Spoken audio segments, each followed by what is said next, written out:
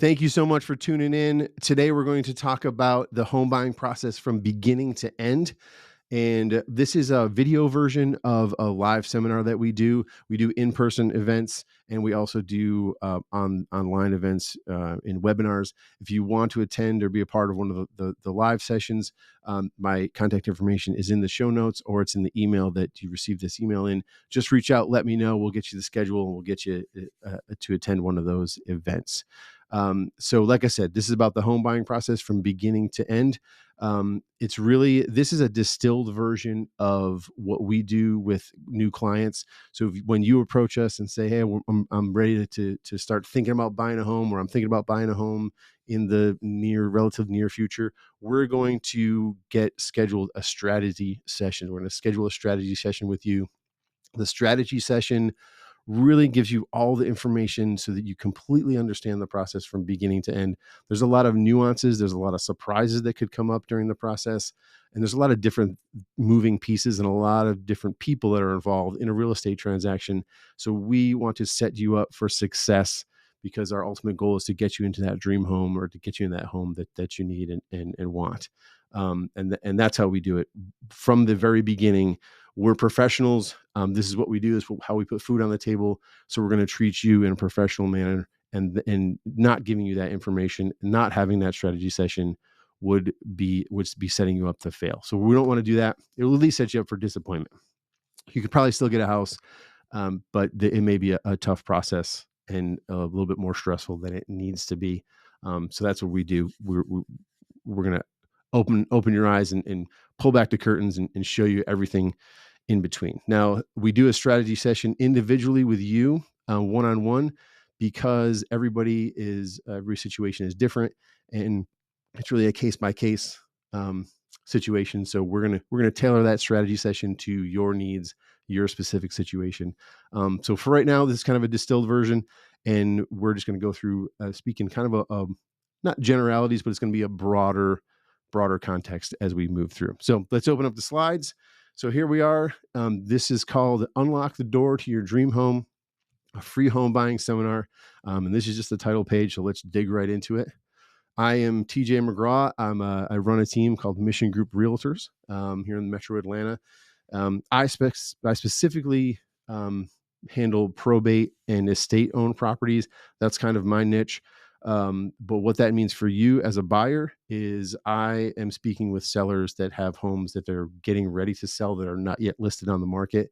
I feel like it's our job as agents representing you, representing sellers. We're trying to get buyers for sellers, and we're trying to get sellers for buyers. So putting it all together, we're going to get you sneak previews, hopefully, and get you into some homes that are not yet listed. They're not competing. You won't be competing with a ton of other buyers like you would as soon as that home gets listed.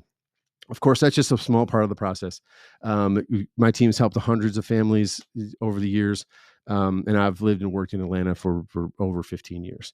So that's just a little bit about me. I'm not going to toot my own horn any longer. Let's get right into what this is all about here today. Why is a strategy session important? Well, buying a home is a really big deal. And we want to make sure that all of our clients, we want to make sure that you understand what the process involves, what the expectations are for you as the buyer, especially what the expectations are for us as your agent, and the expectations of everyone else involved, lenders, attorneys, title companies, and so on and so forth. And then understanding the true cost of buying a home. This is an area that a lot of buyers get tripped up on. A lot of people that are looking to buy a house, they kind of hit the brakes and they come to a screeching halt because they might think that it's too expensive to buy a home, or they just can't do it right now, or for whatever other roadblock kind of comes up. And a lot of times we can work through those and figure out a way around it, or figure out a way to get you to your goal, even if it might take a little longer than you had originally anticipated. But having a strategy session is just that. We're going to make a plan. We're going to have a strategy to get you to your goal. And then lending and funding your purchase. Can tend to be a confusing thing for a lot of people, especially if you haven't been through the home buying process before. We're going to kind of demystify a little bit of that and talk a little bit about some of the details that go into finding lending and funding your purchase. And so here's some of the myths about buying a home. renting is more affordable than buying. I do hear that a lot. Yes, on the surface, it could be a little bit more affordable than buying. But what I always say is that you are definitely buying a home, whether you're renting or you go and get a mortgage and purchase your own home. You're definitely buying a home.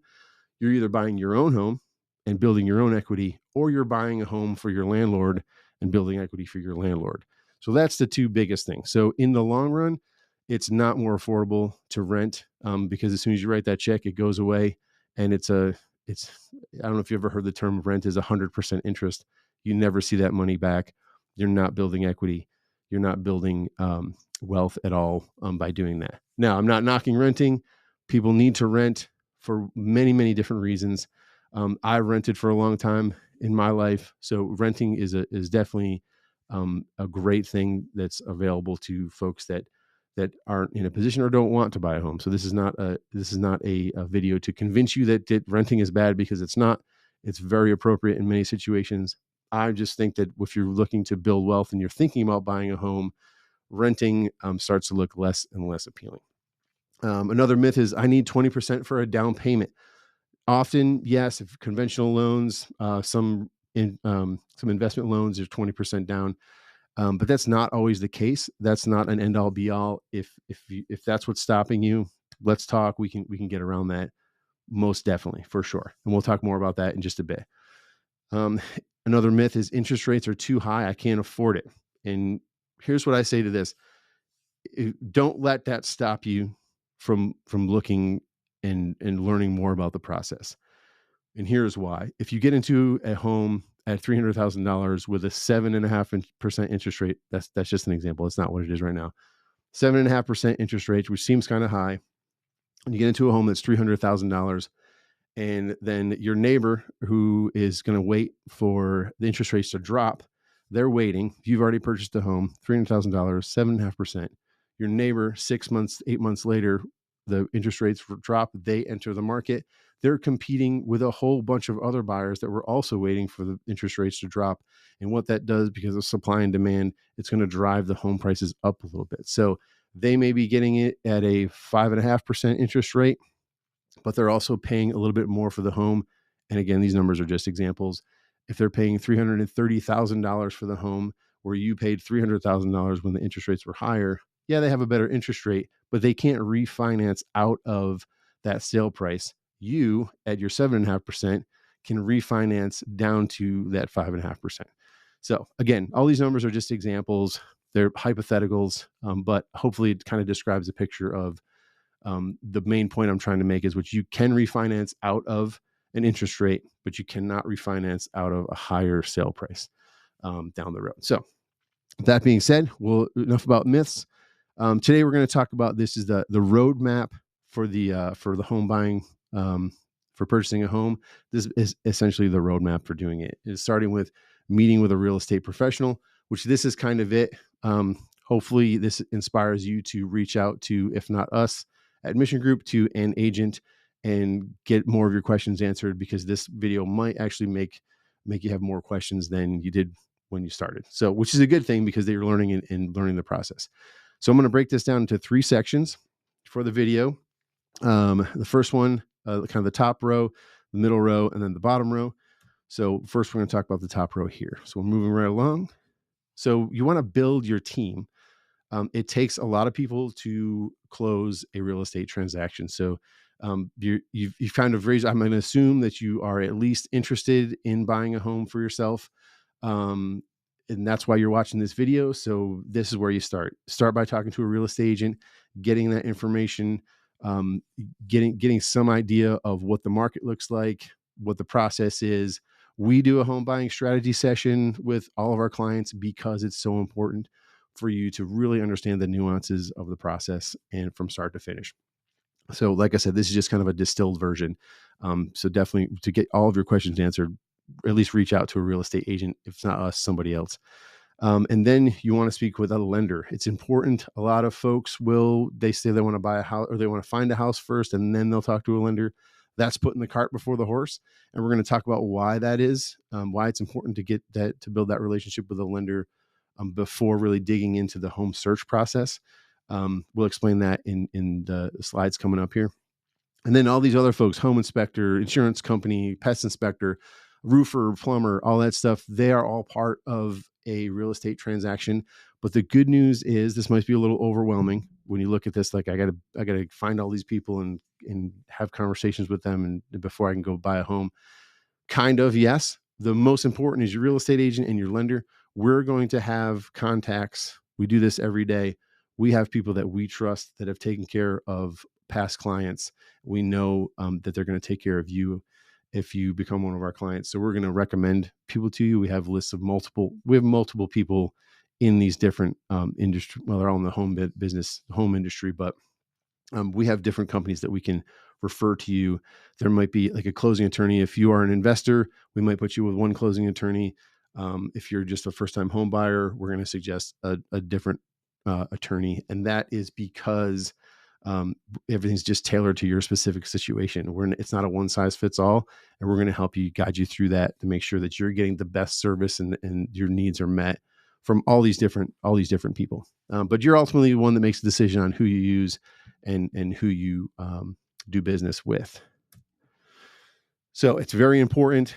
Like I said before, meeting with a lender, having a conversation with a lender over the phone at least, and getting that pre-approval process started. There's a difference between a pre-qualification and a pre-approval.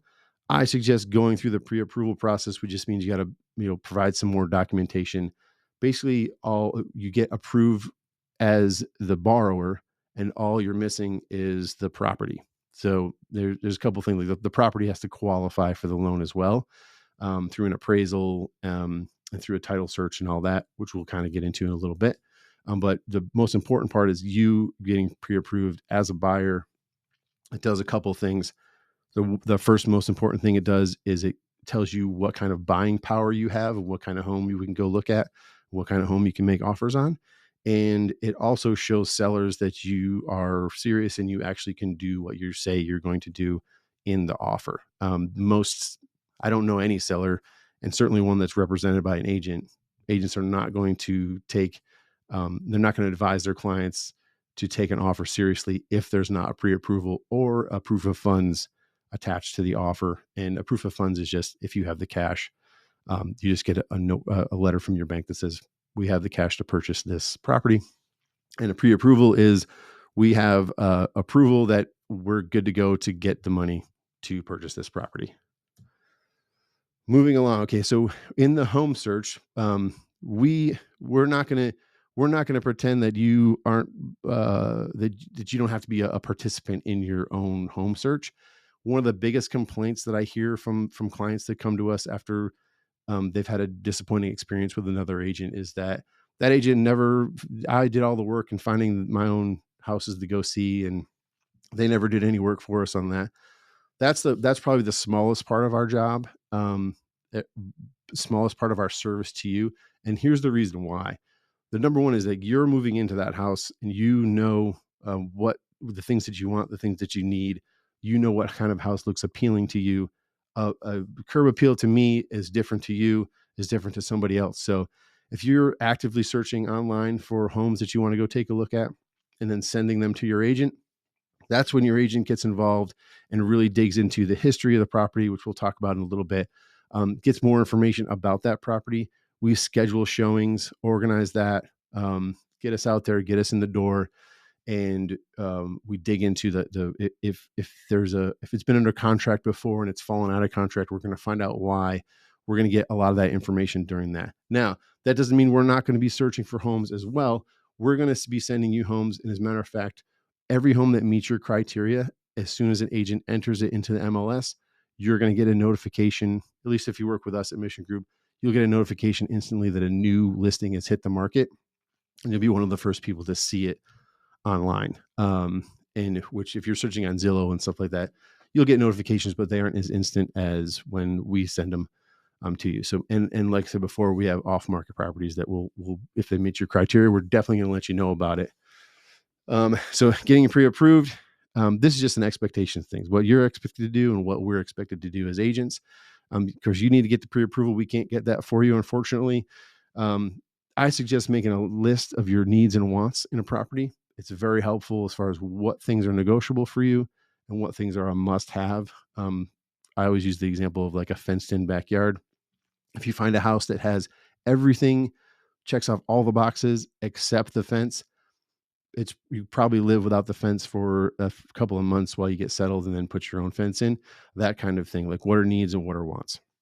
Um, and then of course, conduct your own home search, send properties that you're interested in, send that to your agent.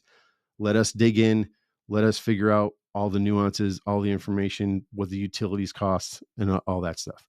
And then drive by the neighborhoods, drive by potential neighborhoods that you want to live in. If you find a home address that's for sale, that you, oh, I think I might like that house, but you don't know a lot about the area, go take a drive by.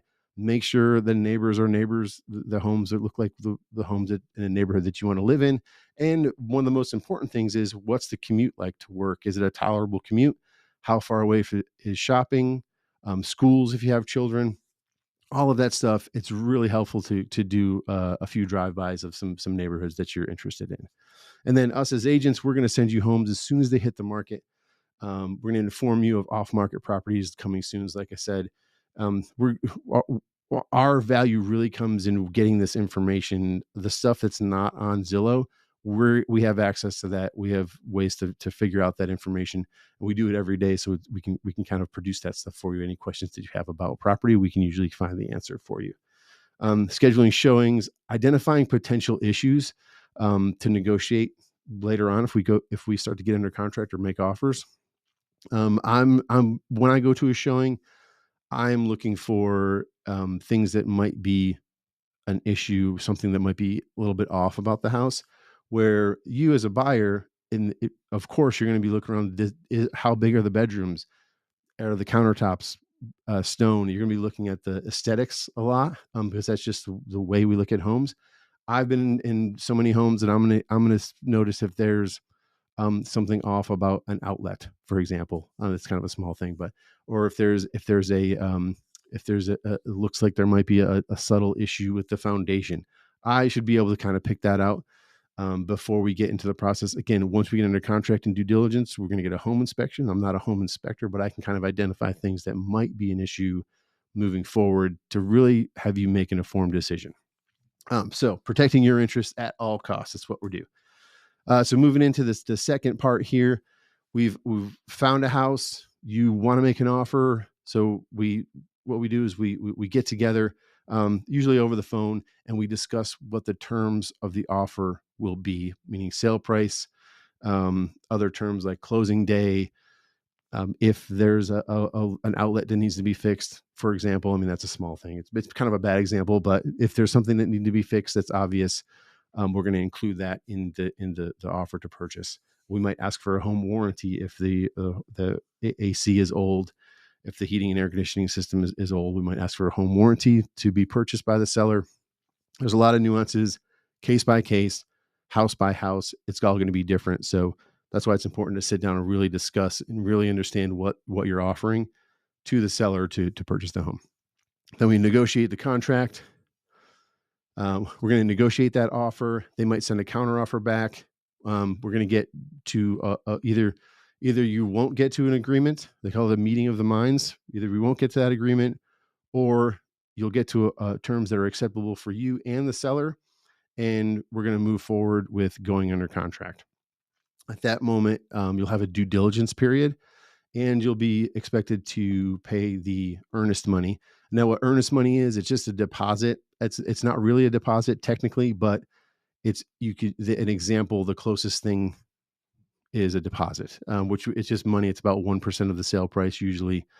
And it just tells the seller like, hey, I'm putting this money down. I'm serious about buying the home. Here's $3,000. It goes into an escrow account. The closing attorney hangs on to it. And then at closing, it goes towards your closing costs.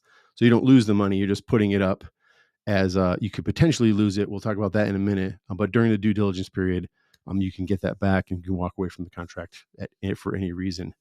For instance, if you get a home inspection, which a home inspection is typically about $500, right around there, $450, $500.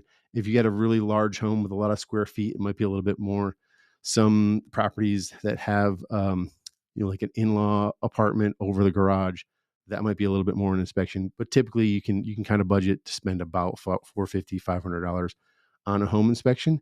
And they're going to send a very detailed report to us, to you and your agent. You're going to go through it and you're going to decide what are the things that you want to ask for to repair, if anything. Do we want to ask for some money in lieu of repair towards closing? It's all negotiable at that point. It's basically another round of negotiations at that time. And during due diligence is also a time that you might want to get a roofer over there to look at the roof if it's a concern for you. Maybe a heating and air conditioning company to go check out the systems. Maybe a plumber. Depends. If something, all houses are different and all offices are a little bit different. So if something comes up, that's the time to get the inspections and really do the due diligence and figuring out if that's definitely the home that you are comfortable with purchasing. Once due diligence is over, you can't leave the contract for any reason and get your earnest money back. There may be other contingencies, such as a finance contingency, that will just like a one specific thing. If the financing falls through, it doesn't mean that you can leave the contract for any other reason. But during due diligence, you can wake up, stub your toe, and decide, I'm not going to buy the house, and walk away and get your earnest money back. Once due diligence is over, your earnest money is in that account. And then when you, like I said, at closing, you'll get that back towards your closing costs. So after we negotiate all the terms of a repair request and whatnot, this is really where your agent should be diligently managing this transaction, making sure that the other side is getting all the invoices from the repairs, any documents that need to be signed. They're really working diligently to get all that stuff done, shifting the paperwork around, making sure all the T's are crossed and the I's are dotted. And then once that happens, you get a clear title from the title company, which means there's no liens on the property. It's not a dirty title. A clean title means it's able to, it's a marketable title, which means it can be conveyed to a new buyer without any issues, without any liens or anything on it. Once all that happens, an appraisal is also ordered, and that will also, you'll have to pay for that up front. It's ordered by the lender. It is a third party that doesn't have an interest in lending or in buying or a seller. It's another party outside of the transaction. They will come and basically value the home, make sure that the lender is lending the appropriate amount. Usually there's not an issue. Occasionally the appraisal will come in under what the sale price is. And in that case, there's another round of negotiation. We're going to try to get that sale price down to the appraisal amount, because there's no sense. It's really not doable a lot of times, and it doesn't make sense for you to go into a home and paying more, than basically having negative equity on the day you close. But that, like I said, case by case, if that comes up, that's a bigger conversation. But right now, we are going to move right along to the third part of the home buying process. So the final details. Basically, we're looking for a smooth closing. And what that means is, before getting it clear to close, if your lender asks you for documents, getting them to them right away. They go through different processes through the approval and underwriting, and they're going to need different things and different documents. So it can be frustrating and mildly annoying if they're asking you for stuff and you think you've given them everything. There's multiple people in that approval process, and the underwriters often just need a couple of things just to make sure they're good to go. So getting all that stuff to your lender as soon as possible. Then you're going to wire your cash to close to the closing attorney, so they have it in an escrow account. You want to do that at least a day before closing, to make sure that it's there, that the down payment and the closing costs are all covered. So there's no issues with the wiring before that. We're also going to do a final walkthrough of the day before or the day of the morning of closing. And that's just to make sure that you're getting the same house in the same condition as when you saw it the last time. Making sure no holes are in the sheetrock, there's no pipes that have burst, and no basements are flooded or living rooms are flooded or carpets are ruined or anything like that. You're just making sure that getting your eyes on it one more time before you sign the paperwork, so your mind is at ease that you're getting the same house that you are anticipating. And then you sign the documents and you get your keys and you move in. Congratulations. It's super happy day when that happens. And as a mission group, we don't leave at that point. We don't disappear off the face of the earth. Our job's not over at that time. we're still around. We're going to follow up with you to make sure that it's a smooth transition, that you have any questions. We're still available for questions. There's always questions that come up after the closing. So we're going to be there available for you. Now, what does it really cost? This is the big question here. What you need to bring to the closing table, what we're going to talk about here. Interest rates and stuff like that, that's always changing. So that's definitely a conversation case by case that you'll have with a lender. We're going to talk about what your net to closing, what you got to bring to the closing table is. So before we get into that, I do need to explain that there's three different agreements in every real estate contract. There's a agreement between you as a buyer and your agent. There's an agreement between the seller and their agent that's representing them. And then the final agreement is between you as the buyer and the seller selling the property. So three different things, three different agreements. There have been new rules that have come out for us as agents, new regulations. We have to have an agreement signed with a buyer before we show houses. We can't show houses without some kind of agreement signed. So it's called a buyer's broker agreement. And in that agreement, it's very transparent about how we as agents get compensated, how we put food on the table for our families. And then it demonstrates, like, worst case scenario, what would come out of pocket for you to cover the expense of your own representation. Kind of like if you hired a lawyer in a lawsuit, it'd be like that. We're less expensive than lawyers, though. I assure you, I promise you that.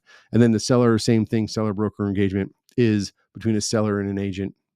They talk about the terms of the listing, sale price, when it goes on market, where it's marketed, all that kind of stuff. And then the purchase and sale agreement obviously is between you and the seller. That's the terms of the purchase. Very transparent about what your responsibilities are in that contract and what the seller's responsibilities are in that contract. And that closing table, the property conveys to you as the buyer. So this is just a very general cost estimate, basically.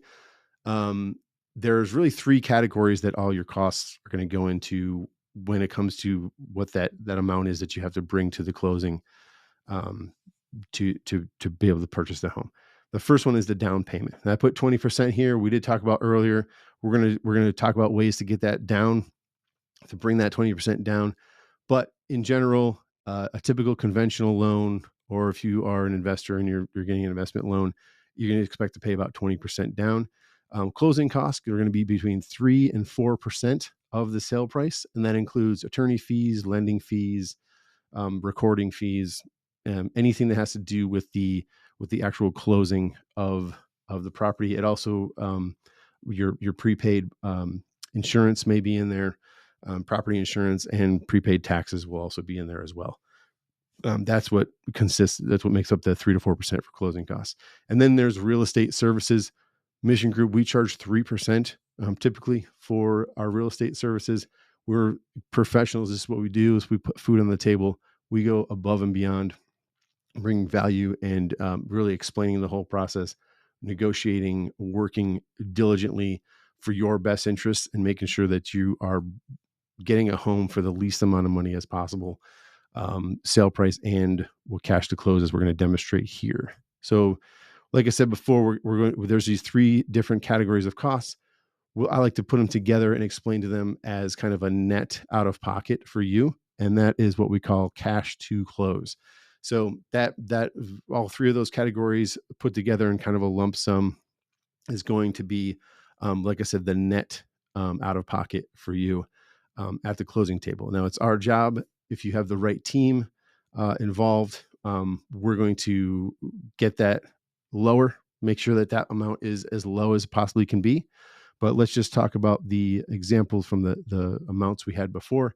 The original amounts were 20% down. So on a $300,000 home, 20% down payment is $60,000. Closing costs would be about $10,000, and real estate services $9,000, which gets you to a grand total of $79,000. Sticker shock. I know that's a huge amount of money. Most people, especially first-time home buyers, this is why they stop in their tracks, and they start to believe the myth that they can't afford to get into a home. Now, choosing the right team of professionals, an agent that understands how to negotiate and how to get some of these costs covered for you, a lender that understands the programs that are available to you, the different loan products that can be tailored to you. This is what we're going to do. This is what it means to be the right team of professionals. Cost, sale price, again, $300,000. Looking at a down payment of 0 to 5%. That's the difference with a good agent. A good lender is going to help you get to 0 to 5% of a down payment. So you're looking at $0 to $15,000. That's much better than the $60,000 at a 20% down. Closing costs, we are going to negotiate as much as possible to get those costs covered for you. So we're looking at between $0 and $10,000 for closing costs. And then real estate services, we're also going to negotiate that that particular area of the contract. We're going to try to negotiate that so that the seller covers as much of that as possible. So then this is why I kind of like to look at it as a one big net out of pocket for you, putting those three categories together, because the goal is to reduce that number by as much as possible. And when you start talking about it could look many different ways. The way we frame it to a seller, it's going to be case by case. So the way we ask for it is going to be different in every, it's like putting a puzzle together that you will be in control of. You're in the driver's seat. We just guide you and help you get to the number that you're looking for. Now, so that puts doing it this way, that it's cash to close, $0 to $44,000 on a $300,000 sale price. That's much more palatable than the almost $80,000 that we looked at before. So that's the difference. So we usually land somewhere in the middle of that on a $300,000 home. Of course, everybody's different. Results vary, obviously, but we're somewhere in the middle of that. There, I have helped buyers that have got into a home with really little money out of pocket, and it depends on the loan that they use. It depends on how motivated the seller is. There's a lot of different variables involved, but you can kind of typically figure you're going to land kind of in the middle of that. But I always say be prepared if you find the exact house you really want, be prepared to get up to that 44,000. If not, if 44,000 is out of the question, that's okay. We're still going to get you in a house. It's just going to narrow our search a little bit. It's going to narrow our options just a little bit. But that's okay. We're definitely going to help you get to where you need to be, as long as you have that pre-approval and as long as you have some money that you can bring out of pocket. Unfortunately, if you have a zero balance in your bank account, even if you get pre-approved, it's going to be really difficult to get you into a home. So you do have to have a little bit of money saved, and that's why we do these strategy sessions, because we talk about a budget, we talk about a timeline, and we get you on the path. And you can really see the light at the end of the tunnel. If you don't necessarily have it all right now, we can get you there probably more quickly than you think you can. So moving on. So getting a loan. So remember, a good loan officer is going to find programs. They're going to get you into a loan that makes sense for you. An FHA loan, for example, is a 3.5% down payment.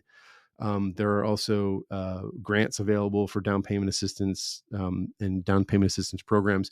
We'll talk about that in a moment, but a good loan officer is going to think outside of the box and get you into a home that other loan officers might kind of give up on, or might not have the experience or knowledge to do so. So our lenders that we partner with, they all can definitely think outside the box and help you out more than other less experienced lenders. And here's just the roadmap for the lending. I apologize, it's a little bit hard to read here on the slide, but it really mirrors the home buying process, the home buying roadmap that we talked about a few minutes ago. Pre-qualification, going through that, finding a home, getting under contract. You put down the earnest money, so on and so forth. Really the biggest point that I can just kind of reiterate is just getting your documents to the lender as soon as you can. Don't open up a credit card. Don't close a credit card. Don't buy new furniture on credit for your new home. Don't buy a new car. Don't, just leave your credit the where it was when you got the pre-approval until after you close on the home. That way it doesn't mess with your with the ability to close. Because any time you mess with credit, it's going to move those numbers around. And I've seen people kind of fall out of approval because of, unknowingly purchasing, a new living room set or something like that. That's a rare case scenario, but just something that to note. All right. Now, additional funding options, down payment assistance. There are loans out there that are 0% down. A USDA loan is one of them. That is really specific to a geographical area. The closer you get to Atlanta, that's really not an option. But the further, more agricultural areas, more rural areas, for lack of a better description, not completely rural, but there are some areas that are less urban, less in the city that they want to encourage people to take up residence in. And that's a long way of saying that there's the USDA has a loan program with a 0% down. There's also, if you are a veteran, the VA has a loan 0% down as well. The Georgia Dream is a down payment assistance program. There's grants available, first-time home buyers and others. So there's money out there. You just have to have a lender and an agent that's willing to help you find that money and get you that much closer to your goal. Also, the lenders that we work with, they're willing to do some lender credits when necessary. If it's just got to get you over the hump just a little bit, they're going to put up some lender credits for you towards closing or whatnot. And speaking to a lender, you can get more details on that. But essentially, it's money that they'll help you with to get you across the finish line. And then interest rate buy downs.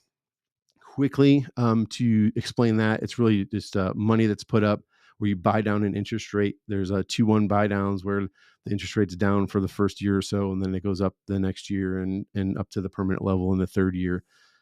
Hopefully that's not confusing anyone, but you can buy down rates to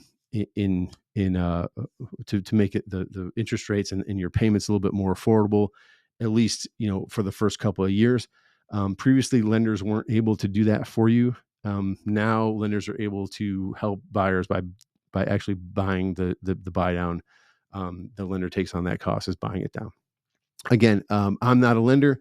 That's why I partner with awesome lenders, and that's their wheelhouse. So I'm going to get you in contact with one of them if you have a lot more questions about that. Like I said, they'll reach out to me. My contact information's in either the email you got this video in or in the show notes. And again, at the end here, I'm going to have my information here. So any questions, reach out. My telephone number's here and my email, info@missiongroupatl.com, or you can call me, text me at 770-713-6368. I hope this was helpful. Really, I hope you have more questions than you did when you started, because that means you're learning and you're getting deeper into the process and that much closer to home ownership. So please reach out with those questions and we can get you on the right path. Thanks so much.